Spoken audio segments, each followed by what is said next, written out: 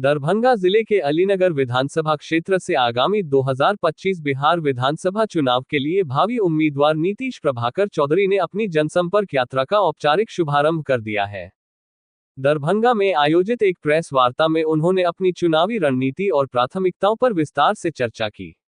नीतीश चौधरी ने बताया कि वे जनता दल यूनाइटेड के सक्रिय कार्यकर्ता हैं और अलीनगर विधानसभा क्षेत्र के निवासी भी हैं।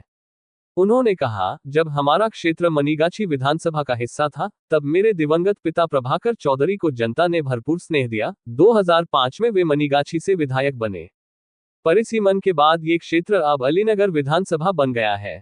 यहाँ की जनता चाहती है कि मैं उनकी उम्मीदों पर खरा उतरूं और अपने पिता की राजनीतिक विरासत को आगे बढ़ाऊं।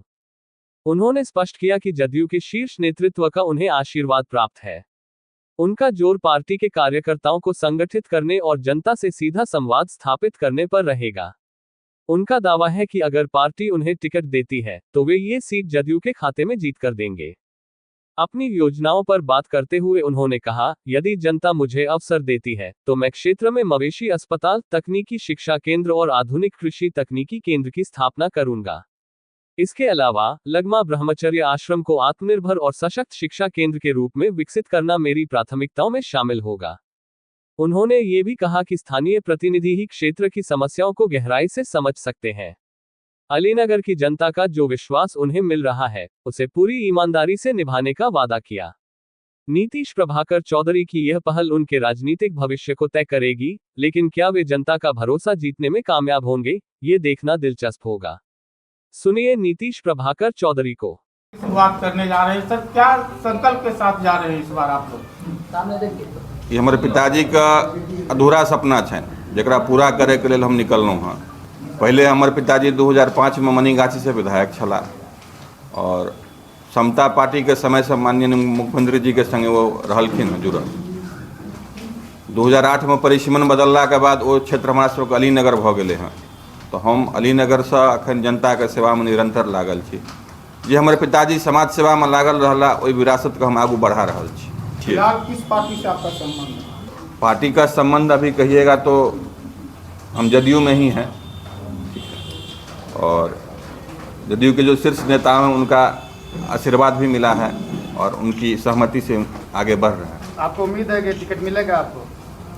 अब ये तो शीर्ष नेतृत्व तय करेगा। अगर टिकट मिलेगा तो ये निश्चित है कि ये सीट निकाल के देंगे, जीत पक्की करके देंगे पार्टी को। प्रेस कॉन्फ्रेंस का उद्देश्य कोई खास नहीं है, बस इसमें इतना ही कहना है कि मैं निरंतर सेवा में लगा हुआ हूँ और इस तरह से मिलकर सब बंधुओं को कहना चाहता हूँ कि आप लोगों का योगदान मिलता रहे और मैं सेवा करता रहूँ। पार्टी अगर आपको मौका नहीं देती है तो फिर आप आगे कौन सा कदम उठाएंगे? देखिए, चुनाव लड़ने का हमने ठान लिया है और शीर्ष नेतृत्व का आशीर्वाद प्राप्त है, बाकी अभी ज़्यादा कुछ नहीं कहेंगे इस पर। नीतीश जी, आपके पिताजी एक बार विधायक बने थे अलीनगर से, लेकिन उसमें शपथ ग्रहण भी नहीं हुआ था। उसके बाद राजनीति में वो कभी दूर दूर तक नहीं रहे, आपके क्षेत्र में कभी दिखे नहीं।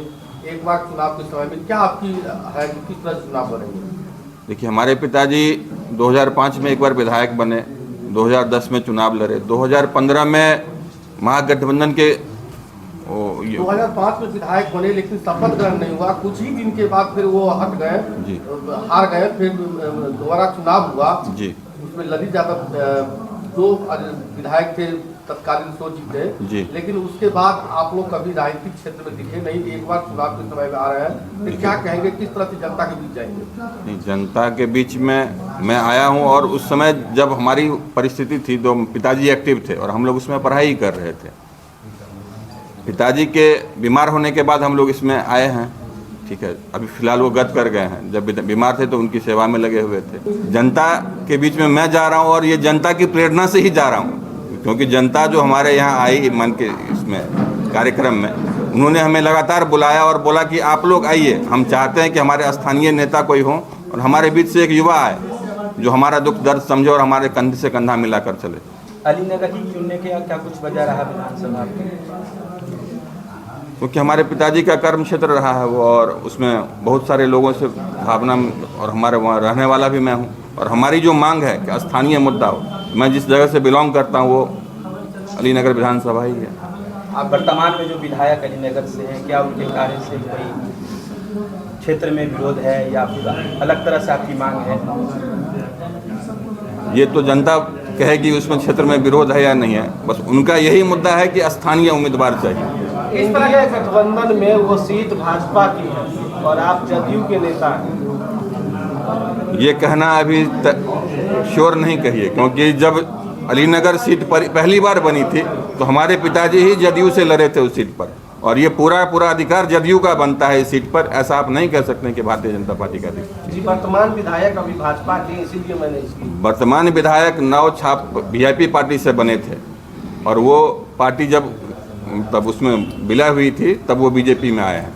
अलीनगर कहिए या पूरा बिहार कहिए, माननीय मुख्यमंत्री जी का विकास का कार्य बहुत तेजी से चल रहा है, इसमें कोई दो राय नहीं है। हाँ, लेकिन विकास की कोई सीमा नहीं होती है, आप निरंतर उसको करते रहिए, कुछ से कुछ होता ही जाएगा। उस उद्देश्य से और भी बहुत कुछ अभी है करने के लिए बाकी, जैसे एक टेक्निकल शिक्षा में कुछ इंस्टीट्यूशन नहीं है, वो होना चाहिए। किसानों को थोड़ा सा जागरूक करना है, स्वास्थ्य को थोड़ा सा और सही करना है। किसान के हित में मवेशी का कोई अस्पताल बढ़िया नहीं है वहाँ पे।